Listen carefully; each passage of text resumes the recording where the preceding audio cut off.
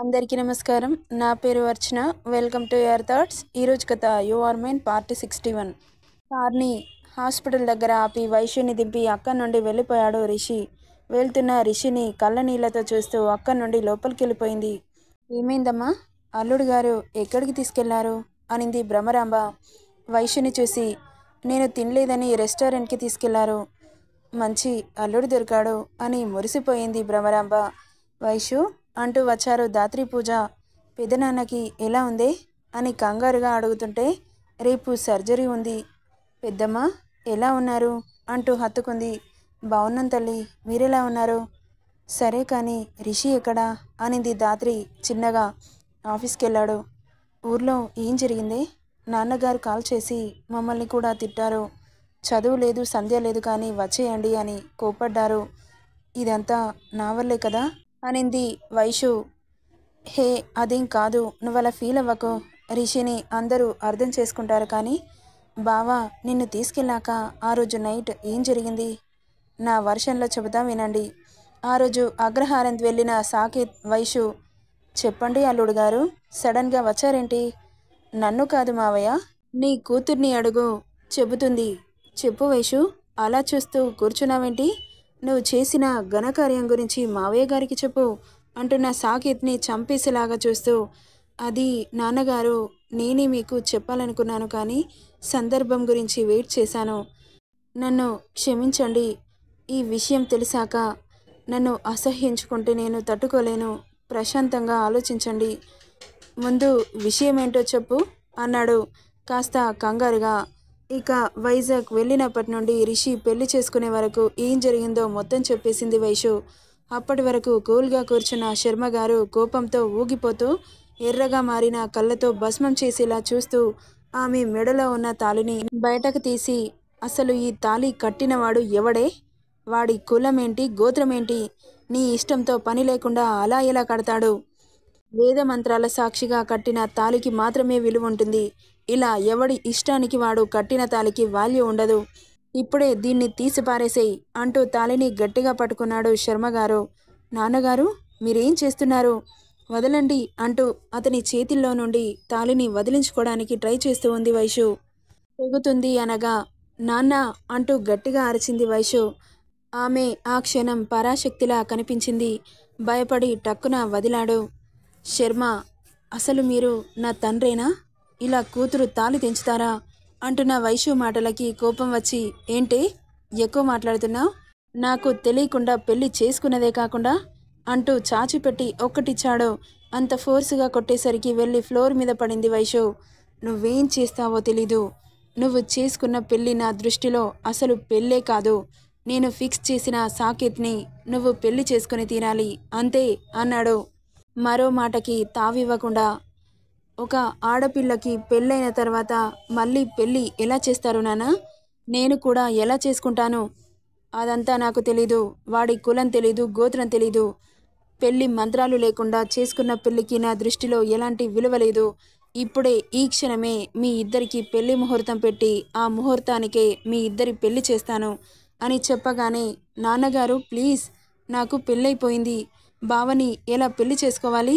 అదంతా నాకు తెలీదని చెబుతున్నానుగా అంటూ పంచాంగం తీసుకొని వచ్చి చూస్తుండగా, చేసుకోకపోతే ఏం చేస్తారు? నిన్నేం చేయమమ్మా. నిన్నేం చేస్తాము? మాకు మేము విషం తాగి చేస్తాం. అప్పుడు మా శవాలను దాటుకొని వాడి దగ్గరికి వెళ్ళిపో. నాన్నగారు అంటూ అరిచింది. నాన్నగారినే మాట్లాడుతున్నాను. ఇదంతా నవ్వుతూ చూస్తున్నాడు సాకేత్. మావయ్య గారు, వాడు మామూలోడు కాదు.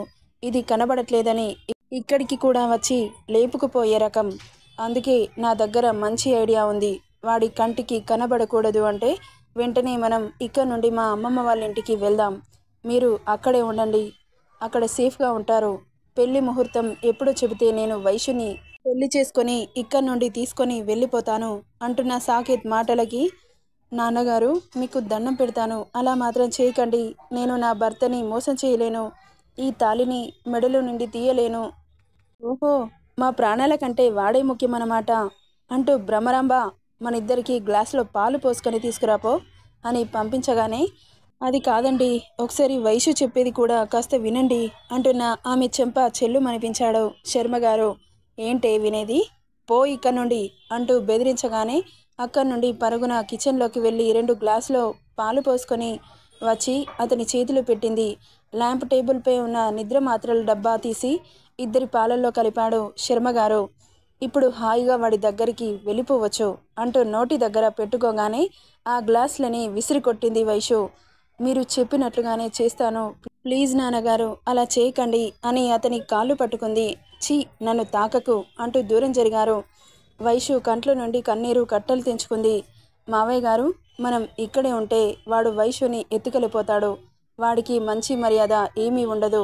ఇప్పటికే వాడు బయలుదేరి ఉండొచ్చు, పదండి అని అక్కడి నుండి బయలుదేరుతుండగా అంతా దీనివల్లే, చదువుకోమని పంపిస్తే ఎవడినో పెళ్లి చేసుకుని వచ్చింది. ఛీ, నిన్ను చూస్తుంటే అసహ్యం వేస్తుంది. నా నమ్మకాన్ని వమ్ము చేశావు కదే పాపిష్టిదానా అని తిడుతున్న తండ్రి మాటలకి ఏడుస్తూ అక్కడే కూలబడింది. అసలేంటి మాకు ఈ కర్మ? ఏదో తప్పు చేసిన వాళ్ళలాగా ఊరు వదిలి పారిపోవడమేంటి? నిన్ను ఇంత నమ్మాను. నా కూతురు బాగా చదివి ప్రయోజకురాలవుతుంది అని తెగ సంబరపడిపోయాను. నా ఆశలన్నీ గంగలో కలిపేశావు. అల్లారు ముద్దుగా పెంచుకున్న నిన్ను మా గుండెల మీద తన్నావు అంటూ ఏడ్చాడు శర్మగారు. నన్ను క్షమించు నాన్న అంటూ బాధగా చూసింది అతన్ని. ఛీ, నన్ను అలా పిలవకు.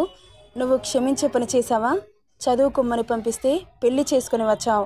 నీలాంటి వాళ్ళు చదువుకోవడానికి పోతున్నారు కదా, వాళ్ళు కూడా అలాగే చేస్తున్నారా?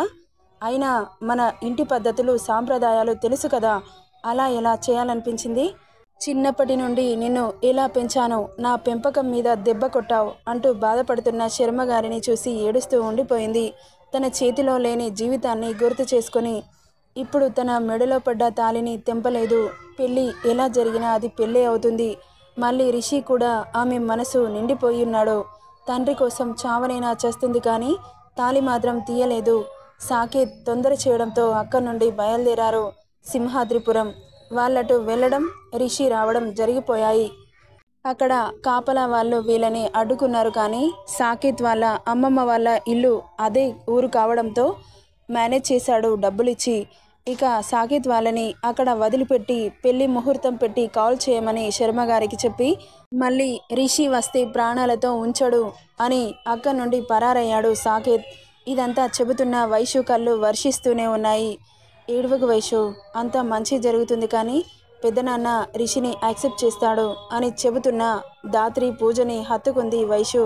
ఇక వాళ్ళిద్దరూ శర్మగారిని చూసి రాత్రి వరకు వాళ్ళతో అక్కడే ఉండి నైట్ హాస్టల్కి బయలుదేరారు. రిషి వైషుకి కాల్ చేయలేదు, తను చేసినా లిఫ్ట్ చేయలేదు. నైట్ కూడా ఫుడ్ పంపించాడు కానీ తను రాలేదు. బాధ కమ్మేసింది వైషుకి.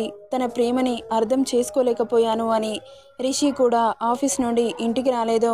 ఆ రోజు నైట్ మొత్తం ఆఫీస్లోనే గడిపేశాడు.